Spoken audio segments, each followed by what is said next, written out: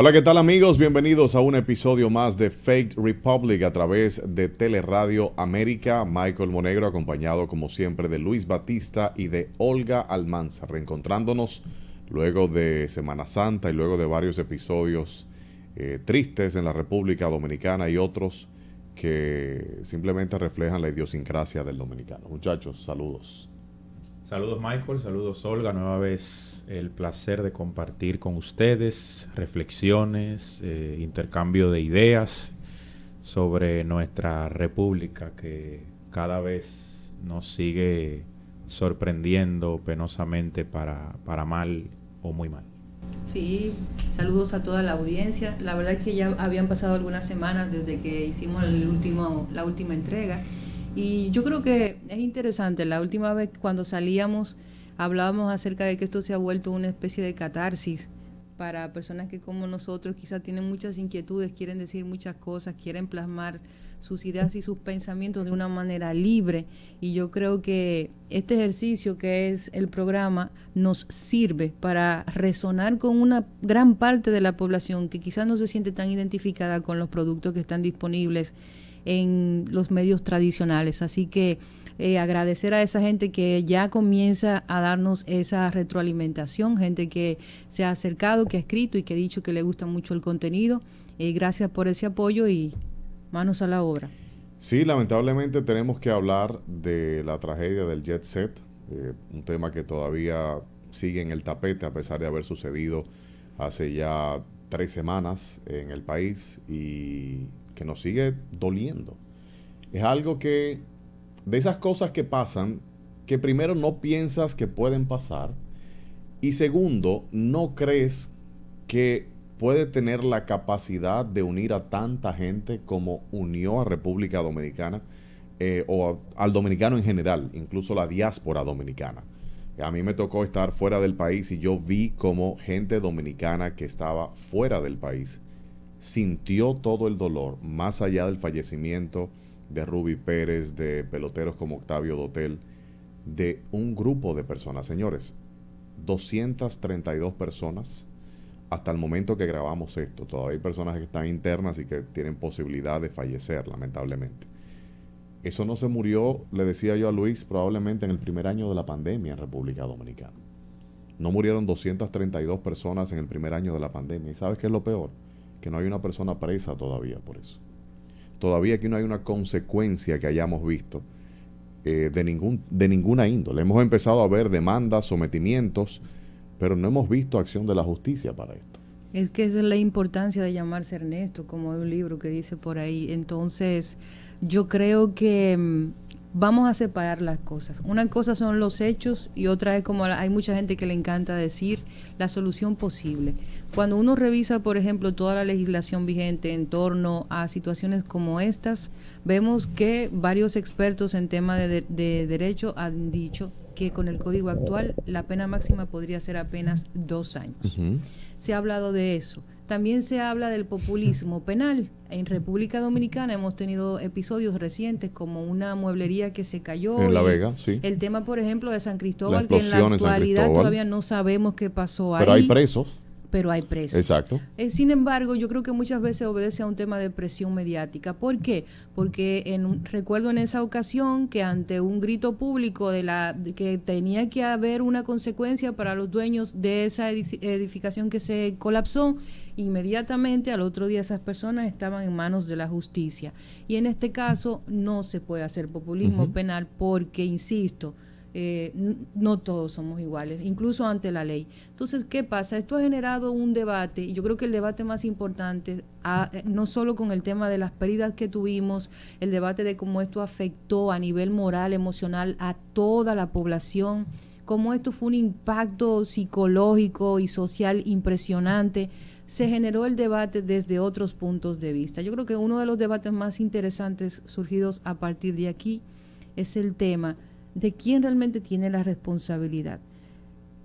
Todos estamos claros en algo, sobre todo después de la entrevista que dio el señor Antonio Espaillat a la periodista Edith Febles, que yo quisiera hablar de eso más adelante en otro bloque. Mira, antes de darle la palabra a Luis, tú mencionabas el tema de la prisión de 2 años, que es lo máximo que puede tener. Pero nosotros tenemos un código penal en el Congreso, un proyecto de código penal desde hace años. Más de 25. Y todavía no nos ponemos de acuerdo en la actualización del castigo para los delitos que tienen una nueva modalidad constantemente en cualquier sociedad. ¿Por qué? Porque el que delinque es creativo. Cuando usted encontraba sustancias prohibidas en puertos, en aeropuertos, usted la encontraba en doble fondo de maletas. Pero yo he visto yuca, yo he visto plátano, yo he visto juguetes, cerámicas. O sea, la delincuencia constantemente utiliza la creatividad. Va por delante. Claro, siempre el delito va primero que la norma, luego viene la regulación. Pero no podemos durar 20 años para empezar a regular algo.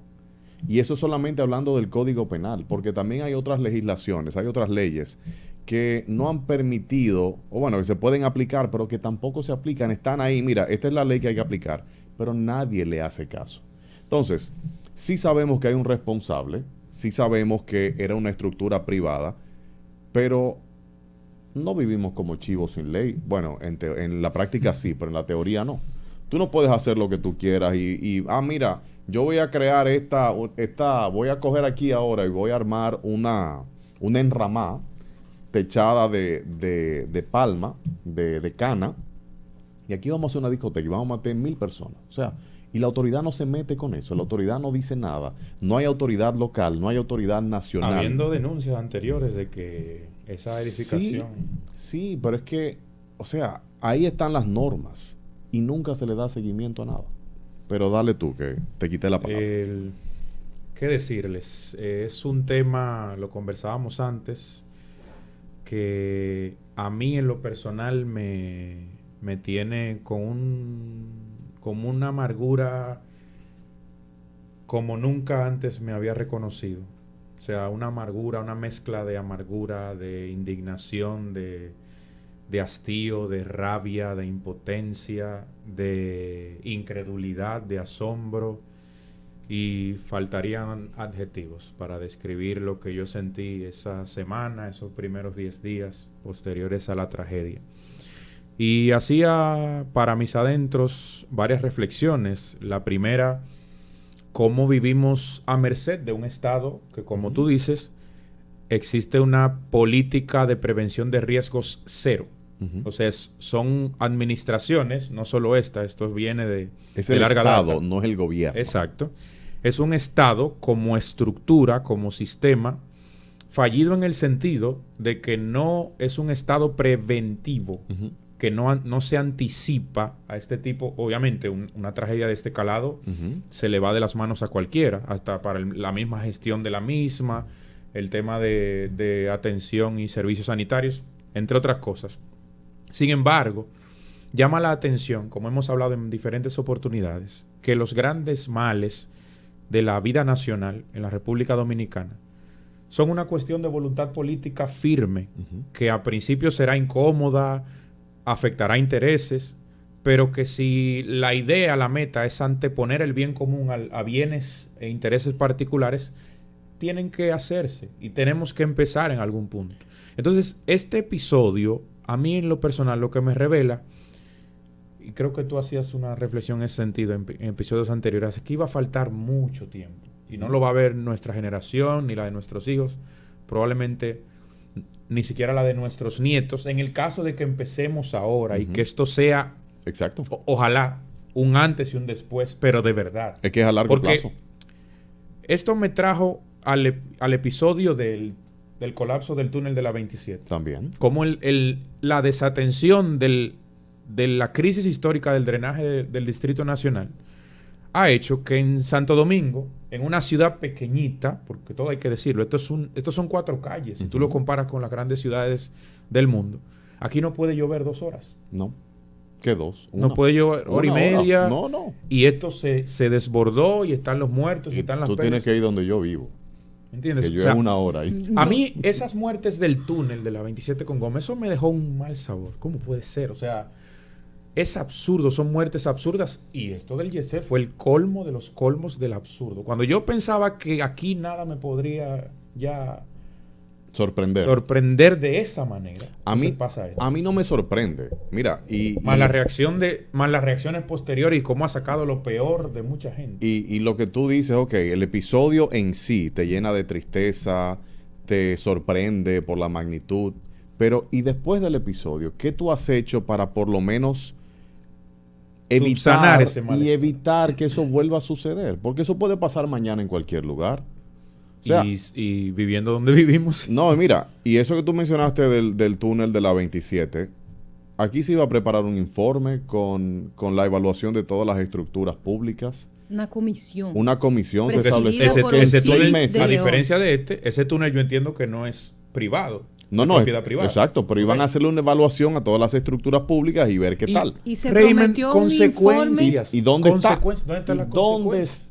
¿Dónde está el informe y dónde están las consecuencias? Ahí es donde yo quería llegar cuando inicié. Porque los túneles no se construyen solos. No, el gobierno. O sea, lo que te digo, hemos consentido, y ahí tenemos complicidad a la ciudadanía, que es una de mis... O sea, mucho de mi indignación y dolor es que como ciudadanía hemos llegado a este punto, donde pasan estas cosas y ya tú esperas que no pase nada. Y ahí tú mencionas voluntad política, pero hay una gran cuota de responsabilidad ciudadana que nosotros no asumimos. Es que yo les decía antes de comenzar a grabar, yo escuché el otro día, yo pienso a veces que gente como nosotros tiene problemas mentales. Sí. Porque en una sociedad como esta, sí, no, te pero enfermas. No como visualizar que quizás nuestra visión es adelante, no, sino porque yo me pongo a revisar. Yo escuché una frase el otro día, se la comentaba antes de iniciar.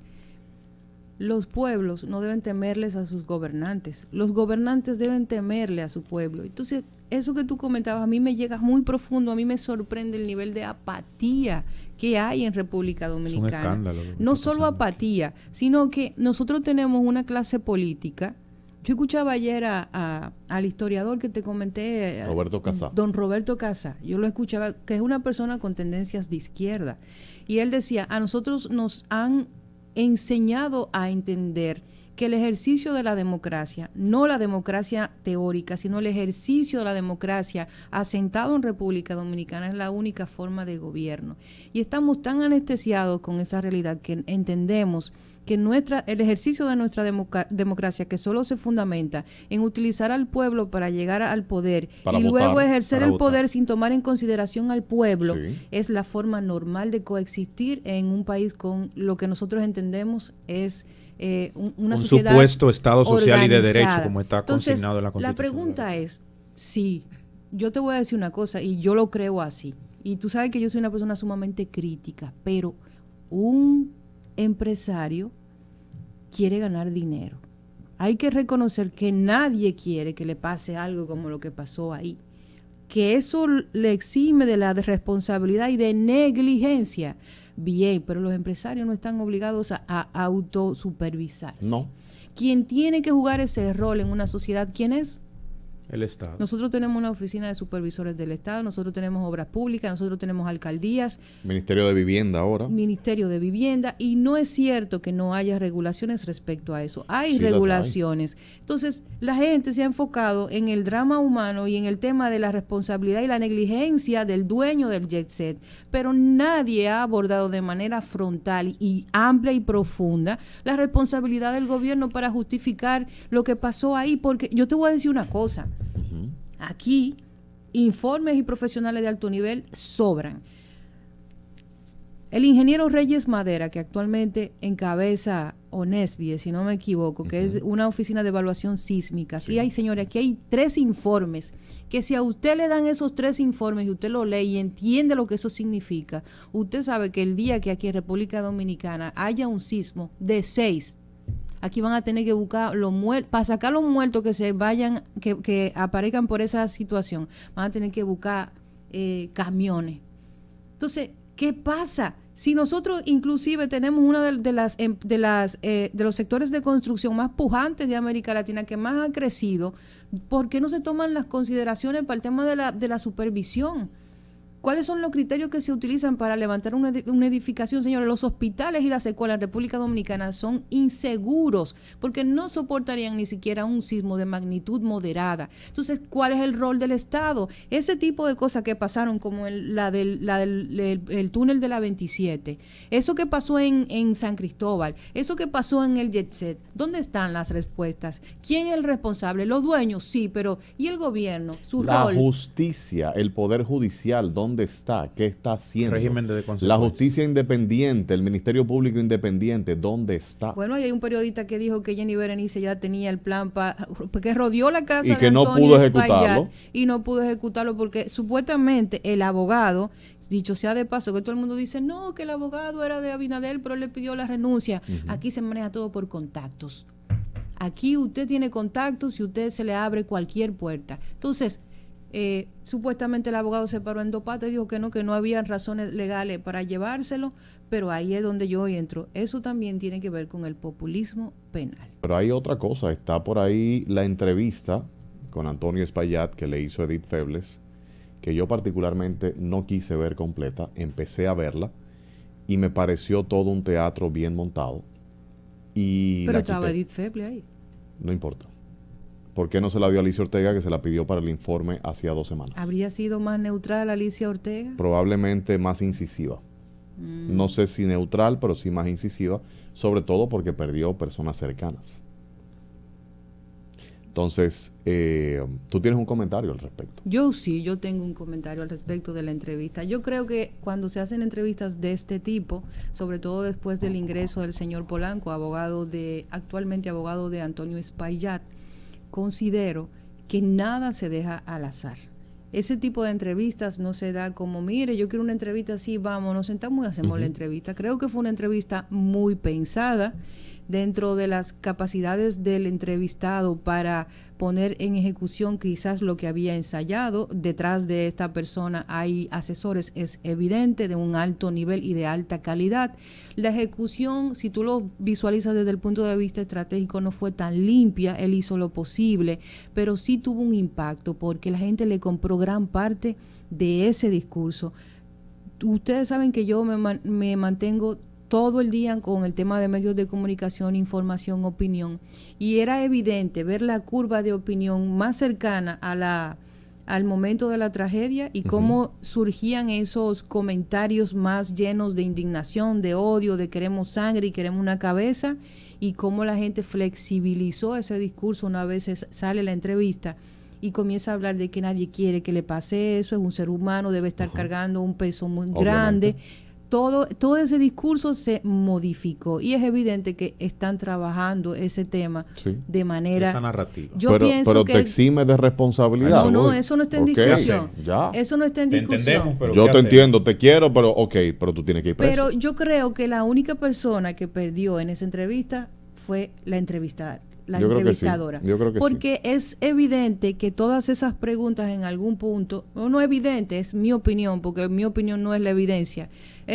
Para mí, entiendo que ante lo que vimos en esa entrevista, yo la vi completa en 2 ocasiones, para ver ese tipo de detalles específicamente, pienso que cada una de esas preguntas fue revisada y fue en cierta forma manejada con un lenguaje muy decente. Fue y como dicen un estudio de grabación, fue masterizada. Fue masterizada. Yo creo que ahí quien podía, aunque sí hubo preguntas incómodas, la forma en que fueron formuladas evidencia, claro. Uno no lo puede ver desde el punto de vista de un periodismo reactivo o un periodista que es estilo Jorge Ramos, que no lo critico, pero estamos hablando de una entrevista de perfil, de un tema humano, un tema delicado, donde hay víctimas, pero siento que sí, que fue un poco endulzada, y eso habla precisamente para mí de la estrategia que hubo detrás. Pero yo creo que parte de lo que él dijo, la gente se lo compró. Igual creo que bajó un poquito de nivel todo lo que estaba pasando. Creo que no le ha hecho nada bien lo que está pasando en los medios de comunicación de RCC Media. Yo trabajo en un medio de comunicación. No, hay voceros ahí por pila ahora. Y a mí me da vergüenza y no tengo ningún tipo de inconvenientes en las consecuencias sobre eso, porque mi opinión debe estar por encima de cualquier cosa. No porque sea mi opinión, sino porque yo debo tener la libertad de decirla. Entonces yo creo que lo que no le hizo bien fue la forma en que se manejó el tema desde el principio, porque la gente necesitaba ver que esa persona estaba involucrada en el proceso y que de alguna forma nunca dio la cara, sentía. envió un comunicado que yo estoy a disposición de la justicia. Ok, tú debes estar a disposición de la justicia. Eso te hace un ciudadano ejemplar. Eso tú no tienes que decir. Te hace un ciudadano ejemplar. Ahora, ¿cómo tú respondes a una pregunta? Luis, ¿qué fue lo que pasó en tu casa? Yo no sé, yo quisiera saber. De por Dios. Entonces, tú no eres responsable de nada. Tú no estás al pendiente de lo que pasa en tu casa, en tu negocio. Entonces, ¿cómo que tú quieres saber? O sea, tú no estabas pendiente. Tú ni siquiera estás supervisando nada. Esa es la forma de tú lavarte las manos lo más fácilmente. Pero ahí es donde yo te digo que también hay que pensarlo desde el otro punto de vista. Yo entiendo que sí hay negligencia, pero que tan negligente es lo que pasó en el negocio como tan negligente es que a sabiendas de que todo eso estaba sucediendo, por ahí yo te aseguro que nunca pasó nadie. Esa edificación se quemó en 2023. Y se habló mucho. Yo de lo que se dice en los medios de comunicación de este país, yo creo la mitad y la otra lo dudo. Y la otra, de esa que creo, la mitad lo dudo. Entonces, ¿qué pasa? Se habla tanto, se dijo tanto, había tantos expertos de absolutamente todo hablando en los medios de comunicación que, como pasa con mucha frecuencia, se dicen muchas cosas que no son. Y yo no creo en nada de lo que me dicen esos programas. Se dijo que hubo un arquitecto que se acercó, un ingeniero, y le dijo, mire, eso se resuelve con 4 millones de pesos, pero él no quiso. Y él dijo que no, que es mentira. Dice que no, hay que ver cuál es la realidad. O sea, son posturas de cada quien, es tu palabra contra la mía. Ahora, perdón, no es difícil.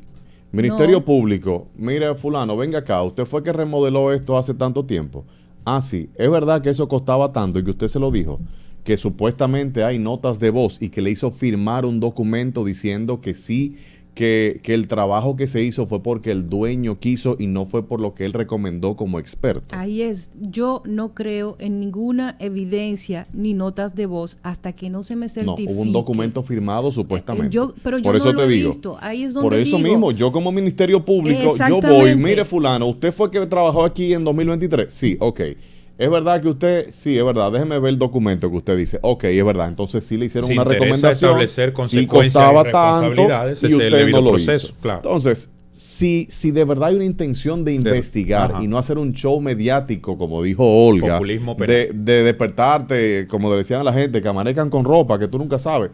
Óyeme, si es un show mediático que vamos a hacer, mejor no hagan nada, pero investigue bien al señor Camacho, Wilson Camacho, también a Jenny Berenice, que investiguen bien esto, si de verdad quieren hacer las cosas como deben. Para Jenny Berenice Reynoso es una oportunidad inigualable de demostrar que es un ministerio público independiente. Exactamente, y demostrar que es una persona que tiene, que la reputación que le antecede es real y que no es simplemente un tema de pantalla. Por ahí viene otra pregunta, otra interrogante, ya metiéndonos en tema de lo que vendrá a partir de la tragedia y establecimiento de responsabilidades. Lo que vendrá es no meterse en nada, porque todo se puede caer ahora. Partamos de que en términos de derecho y de justicia no se trata de la verdad, sino de qué postura consigue demostrar de manera más sólida su caso, tanto la parte defensora como la parte acusadora.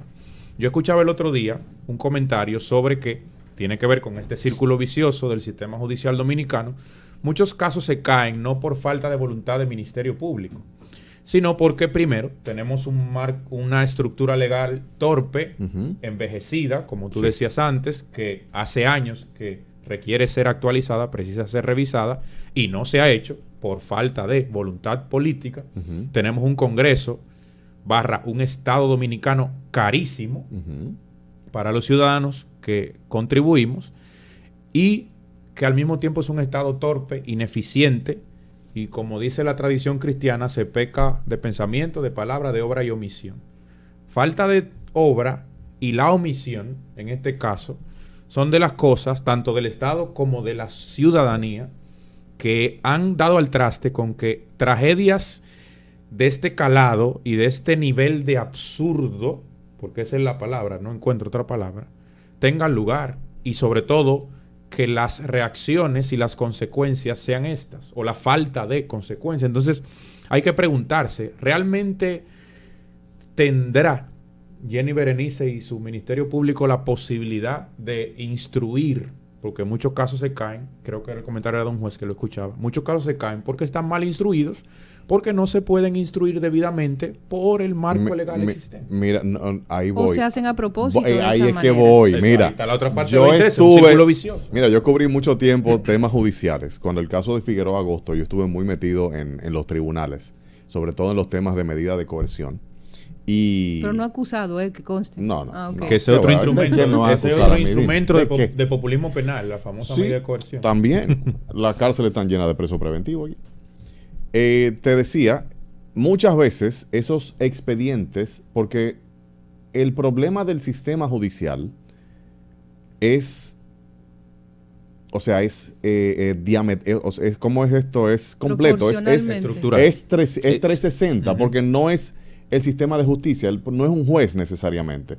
El Ministerio Público tiene muchos trabajadores, muchos fiscales. Por cierto, mejor cae en la mano de un policía y no de un fiscal, porque eso te hacen expediente y te queda tú preso de por vida sin haber hecho nada.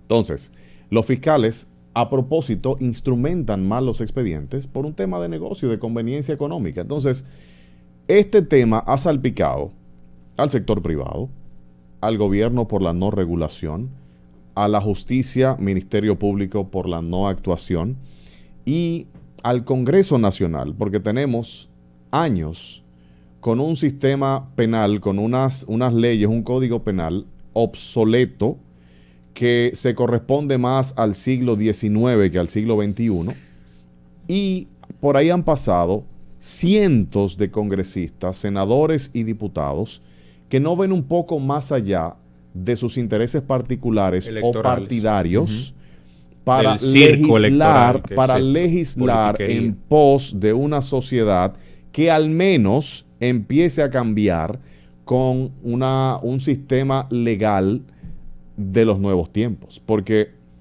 tú dices, sí, tenemos corrupción, la gente no respeta las leyes, hay falta de supervisión, pero por lo menos, si tú como congresista te preocupas de que haya leyes, y mira que las hay muchas leyes que aquí no se cumplen por falta de supervisión y de gestión del Poder Ejecutivo, pero tú como congresista, un código penal, tú no puedes tenerlo del siglo XIX, de por Dios. Tú siendo responsable, eso es lo primero que tú deberías cambiar. Esa fue parte de mi indignación. Yo me pregunto, esta gente, el congresista, senadores, diputados, ¿a qué van? ¿Qué hacen? A cobrar dietas, a cobrar barrilitos. Las listas de asistencia son las que son. A cobrar barrilitos, a cobrar dietas de las comisiones también. Porque este es el mejor trabajo del mundo. Tú tienes un sueldo, 300,000, 400,000 pesos en el mes, te pagan dieta cuando tú vas, te pagan combustible, te paga cuando tú vas a una comisión, además de eso te dan un barrilito, un fondo de asistencia social. O sea, es como que tú te das un trabajo y a ti te pagan algo adicional porque tú vas a trabajar. Es un congreso sin carácter. Yo pensaba, en un país europeo o en los Estados Unidos ocurre una tragedia de esa dimensión, de esa proporción. No es en el sistema de justicia. Es que ese señor, Antonio Espaillat, ese empresario, está frente al Congreso, siendo interrogado por ese Congreso, por ese Parlamento, dando explicaciones. O estuviera directamente en la justicia. Pero eso pasa cuando la institucionalidad funciona y el gobierno hace su trabajo. En países como Estados Unidos y en Europa también pasa lo mismo. Los ciudadanos tienen la capacidad. No todos somos iguales, pero hay un imperio. Pero tienen la capacidad incluso de demandar a sus autoridades por funciones que le competen, que no se cumplen.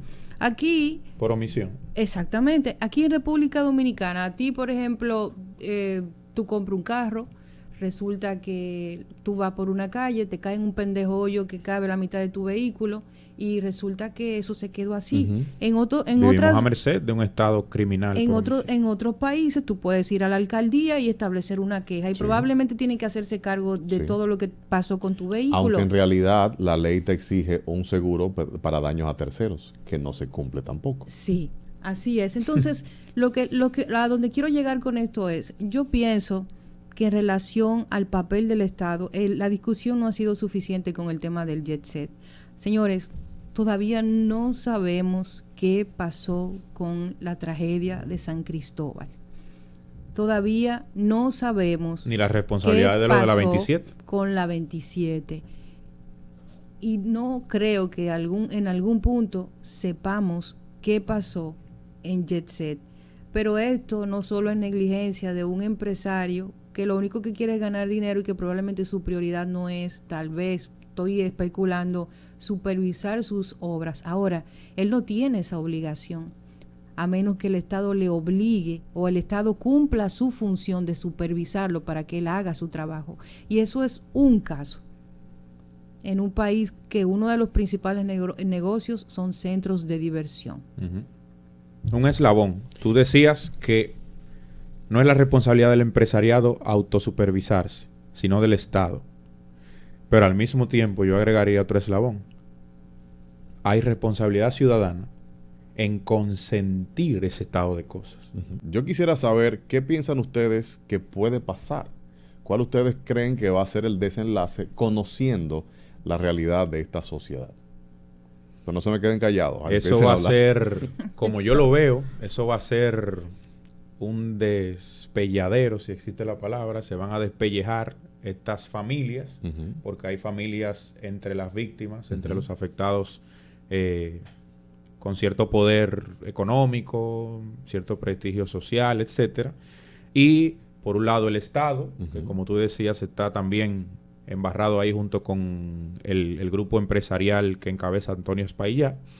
Esos serán años y años y años de litigios en los que al final, como es un principio del derecho, es mejor un mal acuerdo que un buen pleito. Entonces eventualmente llegarán a acuerdos que dejen las menores heridas posibles entre unos y otros. Y aquí no ha pasado nada. Porque cuando tú me dices que al señor no se le pueden interrogar, ni rodearle su casa, ¿verdad? Porque es un ser humano. Bueno, pero yo estoy de acuerdo que él está disponible para la justicia. Si saben dónde está, no se ha ido del país. Pero la justicia no puede ejecutar una orden. Lo que pasa es que a mí me gusta separar las emociones de la realidad y la ley. O sea, si usted está ahí, usted no se ha ido huyendo, usted está a la disposición de que lo busquen en cualquier momento. Quien tiene que hacer su trabajo es el Ministerio Público. Sí. Él no, él está ahí esperando. Por eso te digo, entonces el Ministerio Público no puede ejecutar el trabajo que está haciendo. Esa es la pregunta. Ahora, bueno, habría que ver, porque si estuviese, como hablábamos antes, si estuviese bien instruido, no hay abogado, por poderoso que sea, que no. lo pueda evitar. El abogado va preso también, por sinvergüenza me lo llevo también. Eso es emocionalidad. No, pero es verdad, porque tú estás en contra de un mandato de la ley. Si a mí un juez me dio orden para ti llevarte a donde tenga que llevarte, porque yo soy el Ministerio Público, y tu abogado me está impidiendo un abogado no debería con estar fundamentos. Tiene que ser si hay una orden de un juez, de ley, porque vamos a estar claros. Si hay una orden de un juez. Es que nadie va a la casa de nadie sin una orden de un juez. Exactamente. Todavía no hemos llegado ahí. Bueno, eso es otra cosa también. Puedo mencionar 3 casos así. Sí, pero bueno. Pero si hay una orden, mire, usted tiene que venir con nosotros. Nadie se puede interponer. Y si se interpone, si usted va preso también. Venga. Miren, tú hiciste la pregunta que yo creo que va a pasar. Bien. No hay nada más democrático que la muerte. En República Dominicana, casi siempre, los hijos de Machepa son las víctimas de las negligencias generales. Es la primera vez que yo recuerde que una negligencia en donde participa el sector privado y el sector de gobierno salpica la clase alta y media del país. Es la primera vez que una negligencia del Estado en su función de supervisor y de perseguidor de las irregularidades y de la implementación de leyes, como usted lo quiera poner, es la primera vez que un caso como este afecta familias de renombre, en cuyo caso el dinero no es un problema. Yo entiendo que habrá muchos casos que podrán resolverse por la vía económica, pero yo tengo fe que sobre los cimientos del dolor que vivió la sociedad y esas familias que pasaron por esa tragedia, esto va a obligar a hacer algunos cambios, porque entiendo que todas las familias adineradas, poderosas, que sufrieron alguna pérdida en esa catástrofe, saben que la única vía de conseguir algo o afectar a esa persona es a través del tema económico, porque a nivel de fundamentos legales todos sabemos que hay un tope muy, muy pequeño. Sí, pero si la ley lo que te dice es que tú puedes ir 2 años a prisión, entonces que se cumpla eso al menos. Bien, pero el problema es que esa prisión puede ser hasta suspendida también. Exactamente, es el mensaje. Entonces, yo creo que va a pasar. Esto que está pasando tiene para mí dos caminos. El clásico en República Dominicana, que yo quisiera que no fuera así, va a aparecer otro tema en algún momento y va a tumbar el tema y todo se va a quedar. Que creo que fue lo que quisieron hacer con Matamosquito y el desalojo. Bueno, eso es un tema para otro podcast, pero es interesante. Pero yo quiero pensar que no va a pasar eso, que va a venir un tema y va a tumbar eso y todo va a empezar a bajar y a bajar hasta que desaparezca, como eventualmente todo desaparece. Y quiero pensar que efectivamente esto va a obligar a la sociedad dominicana y a esas familias poderosas que sí tienen un nivel de influencia en esos círculos donde se toman las decisiones a hacer cambios. Porque, insisto, es la primera vez que... ¿Pero cuáles cambios? Cambios como obligar a las autoridades a revisar los protocolos en relación a supervisión de centros, de edificios y demás. ¿Obligar? ¿Quién los va a obligar? La ley. Okay. Actualizar, por ejemplo, la legislación vigente. La ley que ¿cómo se dice? ¿Cuál? La ley que elabora este Congreso, sí, de este nivel de incompetencia. No, pero hay leyes que están ahí y que te dicen lo que dice Olga, hay que supervisar, pero no supervisan. Sí, pero tenemos textos como, por ejemplo, donde dice tener una multa de 2 salarios mínimos, que lo que son como 500 pesos. Hay multas que te dicen que son multas de 100 pesos, de 10 ¿entiendes? pesos. Entonces, ahí es donde nace, quizás yo quiero pensar que vamos a sacar algo bueno de todo esto, y es que nos va a obligar a actualizar mucha de esa legislación que se encuentra vigente, que está desactualizada, y comenzar a fijarnos un poquito más en la ejecución. Entonces, ojalá, yo quisiera ser así de optimista, sin embargo, San Cristóbal estaba supuesto a ser un antes y un después. La crisis del túnel de la 27 con Gómez estaba supuesta a ser un antes y un después. Oye, murieron personas aplastadas por una pared. Mi gran decepción, y vendría a ser mi reflexión final, tal vez la más importante. Mi gran decepción es en tercera persona con la tragedia del Jet Set. Cuando hablo de tercera persona, hablo de nosotros, y cuando hablo de nosotros, hablo de la ciudadanía dominicana, el ciudadano dominicano. ¿Cuándo llegamos a esto? A este nivel de apatía, tú lo decías antes, Olga, a este nivel de falta de sentido colectivo, de falta de indignación, de asombro, de sangre en las venas, de rabia, de un mínimo de reclamar a un Estado que, si tú no le haces presión, ni van a revisar, ni van a corregir, ni van a regular, ni van a supervisar. Y mientras esto continúe así, seguirán ocurriendo tragedias de cada vez mayor calado, sin consecuencias. Y entonces eso es, a mí, eso particularmente me aterra.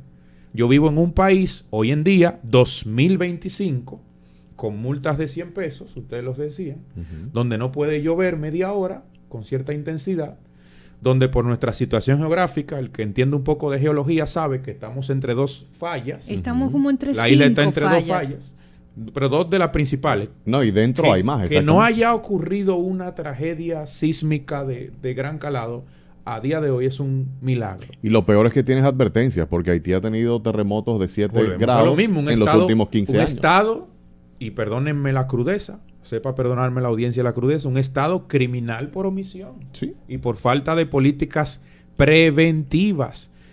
Aquí hace falta, lo primero, que dejemos la politiquería y la incompetencia en un estado, vuelvo y repito, costosísimo, con un montón de gente incompetente y de instituciones duplicadas en funciones, y dejemos este circo electoral, político, donde interesa cómo me voy a ganar el favor de la opinión pública para la próxima campaña electoral, y empecemos de una buena vez a atender los males, que todos sabemos cuáles son, y todos sabemos cómo empezarían a vislumbrarse un atisbo de solución, y empecemos a actuar, a ejecutar sobre todo.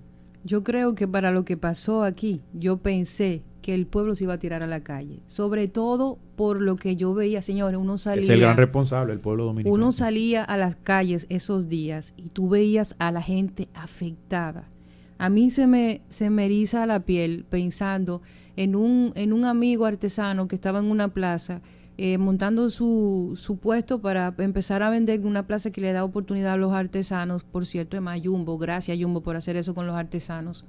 Y Jumbo agarraba, le da ese espacio y él comenzó como habitualmente y ponía una musiquita para ponerse. Y me dice él, se me acercó un joven que no debía tener 17 años, no llegaba a mayoría de edad. Y me dijo, pana, apaga el radio, estamos en duelo. Y el tipo dijo, ¿verdad? Entonces él me hizo esa historia y a mí me conmovió porque uno sentía en esos días lo que la gente estaba viviendo, la gente estaba afectada realmente. Y yo pensé que en algún punto eso iba a servir como un catalizador para la gente indignarse y no fue así. No, y si eso no lo hace, yo no tengo fe en que algo... A lo mucho indignación de redes sociales. Sí. Y los cambios no se hacen en redes sociales, se hacen en la vida real. Miren, ya por último, para dar mi opinión y cerrar, hay varias cosas que ustedes mencionaron con las que yo estoy de acuerdo. Tenemos leyes para evitar cosas como estas. Tenemos leyes para castigar en cierta forma situaciones como estas. El problema es que la prevención no está en el papel. Cuando tú tienes politiqueros en instituciones y no técnicos que saben hacer su trabajo, no van a hacer lo que deben hacer. Si viene alguien aquí a revisar si el canal está en perfectas condiciones de cualquier institución, probablemente esa persona no tiene la capacitación que necesita. Es un compañero del partido que llegó ahí, que hizo 2 semestres de un asunto, o simplemente fue uno de estas personas que tienen títulos universitarios porque sí, no porque saben lo que están haciendo. Pero ojalá tengan los títulos universitarios. Muchas veces una carta del partido y demostrar que tú hiciste un par de actividades políticas. Y a todos los niveles, no solo al nivel operativo, sino titulares de ministerios importantes. Porque a este muchacho, a Wellington Arnaud, para poner a Wellington Arnaud en la CAS, quitaron que se necesitara que fuera ingeniero, por ejemplo. O sea, todo se acomoda de acuerdo al compañero que tengamos para esas posiciones. Entonces, algo que casi nunca se dice, y con lo que yo siempre me siento muy identificado, yo agradezco siempre la solidaridad de los pueblos hermanos de México, de Puerto Rico, los países que vinieron aquí enviando personal a ayudarnos a rescatar a algunas personas y a recuperar cuerpos. Nosotros pudiéramos tener ese personal. Nosotros pudiéramos tener esos topos que hay en México, pudiéramos tenerlos aquí. Porque México, aunque es un país enorme, mucho más desarrollado económicamente más que nosotros, sabe que tiene una situación de riesgo sísmico. Lo vivió en los años 80. Y nosotros lo sabemos. Nosotros tuvimos 2 sismos de 7 grados en la misma isla, al otro lado de una frontera política. Y no se ha hecho nada. Tú tienes voluntarios de la defensa civil que son voluntarios. Y que son héroes de Y que son héroes igual que los bomberos. Que trabajan con la mano pelada. Que no le pagan nada también a los bomberos de la República Dominicana, que son los héroes. Lo llevaron a Palacio ahora a hacer un reconocimiento, pero pónganle un salario decente a los bomberos para que alguien como el hijo de Luis o el mío quiera ser bombero porque está viendo que ayudando a la gente puede sobrevivir, pero aquí no se piensa en eso. Entonces, en teoría tenemos muchas cosas, pero para la práctica nos faltan muchas. Y para conseguir eso que nos falta en la práctica, se necesita de una voluntad ciudadana que de verdad quiera cambiar eso. Y que, como siempre hemos dicho en todos los episodios, primero debe ser consciente de que necesitamos eso. De que para llegar a ser una sociedad medianamente civilizada, necesitamos primero ser conscientes, educarnos y exigir los derechos que nos corresponden a los políticos de los que nos quejamos todos los años, pero que cada 4 años vamos a votar por ellos en todas las posiciones. Es que ese es el gancho de la democracia. No importa si somos 11 millones y votan 3 gente, tenemos un presidente. Bueno, ese es el gancho de esta democracia. En otros países no funciona igual. Entonces, sí tenemos que llegue una segunda vuelta, si llega al 50%, pero al 50% ¿de qué? Si votan 2 y sacas un voto, llegaste a un 50% ya. Entonces, ¿para qué vale? Hay muchas cosas que nosotros necesitamos replantearnos, pero nosotros como sociedad, no culpemos a los políticos. Los políticos están ahí por nosotros. Son reflejos de la propia y los sociedad. políticos salen de la misma sociedad. Entonces, nosotros debemos empoderarnos. Esa palabra yo la detesto porque se ha manejado tanto en el feminismo que me tienes harto ya. Pero nosotros debemos tomar conciencia y empezar a hacer lo que nos corresponde como sociedad. Porque esto va a pasar en mayor o en menor magnitud más adelante y cosas peores o menos mal, pero va a seguir pasando porque nosotros no estamos tomando las medidas, simplemente lamentamos lo que pasa, 2 o 3 días se olvida el asunto y listo. Y que siga la fiesta. Todo se queda ahí. Y luego tenemos que hacer un capítulo sobre cómo reaccionan los medios de comunicación y las redes y los programas de internet ante este tipo de desgracia y cómo se capitaliza el dolor ajeno. Sí, pero eso será para un próximo episodio porque aquí hemos acabado ya, así que será hasta una nueva entrega de Fake Republic. Pásenla bien.